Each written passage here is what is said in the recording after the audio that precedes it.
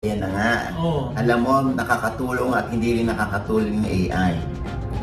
Dahil nga dito nga ay yung mga kumpanya na nagbebenta ng mga produkto ay ginagamit yung mga artista at nilalapatan lang ng kaboses. Yes. Yung mga artista katulad ni Marvin Agustin. Oo. Nagtitinda ng food trays. Oo. Oo, na magkano? 99, 49 pesos, Oo, 99 iba-iba, pesos. 65, Iba-iba, iba-iba oo. presyo. Tapos, syempre nabudol yung ating mga kababayan. Oo. Dahil andun agad yung kanilang instant trust doon sa artista.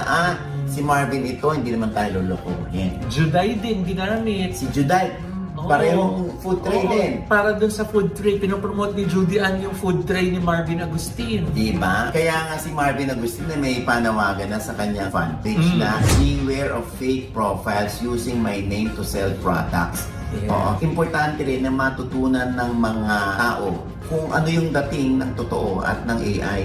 Oo, yan katulad niya kay Judy Ann Santos, ginaya yung boses. Eto. For my birthday, ibibigay ko sa lahat ng fans ko ang paboritong tray ni Juday. Ito ang 304 na stainless steel tray ni Chef Marvin na nasa 79 na piso lang kapag buy 5 get 5 free. Ganon din si Marvin Agustin. Eto. Maniwala ka, 49 na piso lang, buy 10 get 10 free, 2 taong warranty, free return kung nasira o may dents ang produkto.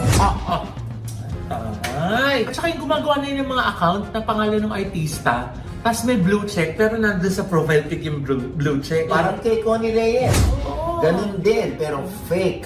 Oo, yung pala, dadalhin ka dun sa link Grabe. para bumili ka ng brand o ng produkto. Oo. O kaya ano po tayo, alerto po tayo sa ganyan. Hindi tayo basta-basta maniniwala. Yes. Oo, katulad nung kay Father Jerry Orbos. Oo, coffee naman, nakaganon pa si Father Jerry, tapos nagsasalita siya. Ito yun. Thank God. Thank you, Mother Maria. Thank you, Dr. Willie Ong, sa pagtulong mo sa akin na maibalik ang buhay ko.